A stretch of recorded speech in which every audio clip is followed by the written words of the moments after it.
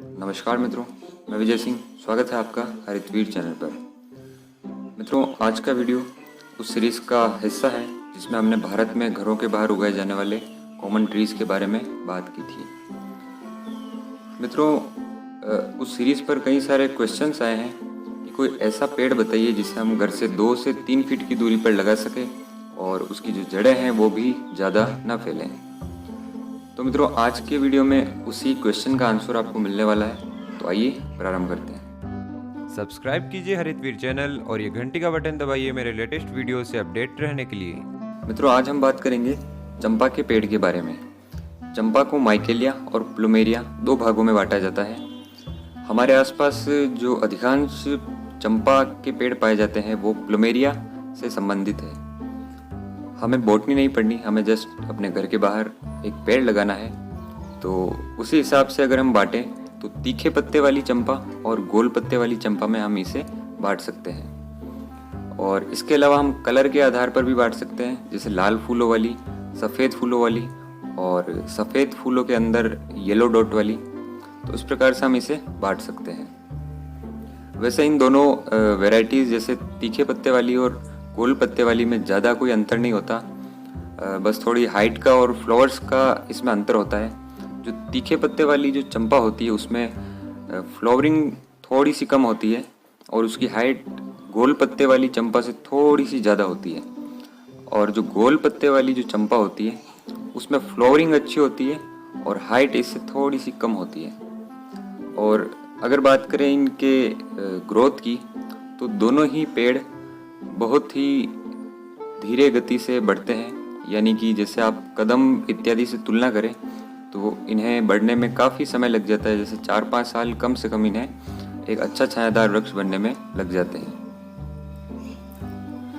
मित्रों, चंपा के जो पौधे हैं वो भारत में लगभग सभी जगह पाए जाते हैं, लेकिन इनकी वेराइटीज़ जो होती है वो अलग होती है। तो आप आपके जो जलवायु है उस हिसाब से चंपा के पौधे का चयन कर सकते हैं।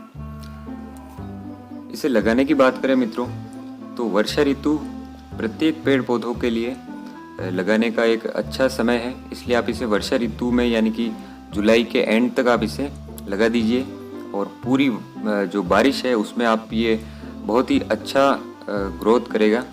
और इसके अलावा अगर आप लगाना चाहें तो फरवरी में लगा सकते हैं, लेकिन उस समय इसमें पानी का आपको ध्यान रखना पड़ेगा क्योंकि गर्मी आ जाती है बाद में। मित्रों, अगर आप इसका पौधा लेने जाएं तब आप 4-5 फीट का कम से कम पौधा आप लेकर ही आएँ, क्योंकि जितना आप छोटा पौधा लाएंगे उतना इसे समय लगेगा।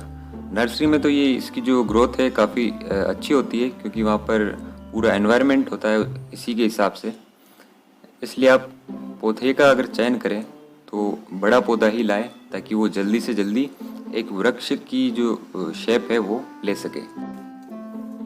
बात करें इसे उगाने की तो सबसे पहले आपको 1 से 1.5 फीट व्यास और 1 से 2 फीट गहराई का गड्ढा खोदना है। अगर मिट्टी कंकर पत्थर वाली हो तो उसे अच्छी मिट्टी के साथ रिप्लेस कर दीजिए।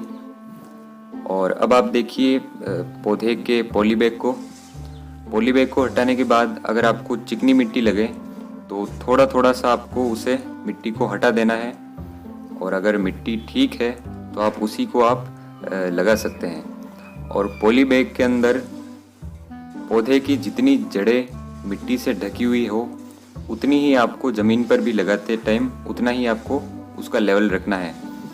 और अगर आप इसे ज़्यादा अंदर गाड़ देंगे तने को तो तना जो है ख़राब भी हो सकता है। इसलिए इसे बिल्कुल अच्छे लेवल पर रखें और उसके बाद में आप उसे जो नॉर्मल प्रोसेस है पेड़ लगाने का वैसे उस तरीके से आप उसमें मिट्टी भर दीजिए, अच्छे से प्रेस कर दीजिए जड़ों के चारों तरफ से और वाटरिंग कर दीजिए। मित्रों, जैसा कि मैंने पहले कहा था कि इसे आप घर से 2 से 3 फीट की दूरी पर भी लगा सकते हैं क्योंकि इसकी जड़ें ज़्यादा नहीं फैलती और इसकी हाइट भी ज़्यादा नहीं जाती। 12-15 फीट ज़्यादा से ज़्यादा जा सकती है अगर आप इसे बढ़ाना चाहें तो, और आपके हिसाब से इसे मेंटेन भी कर सकते हैं इसकी हाइट को। मित्रों, फ्लावरिंग की बात करें तो इसमें काफ़ी सुंदर और बहुत ही खुशबूदार फ्लावरिंग होती है और बहुत ही एक भीनी भीनी सी इसमें महक आती है।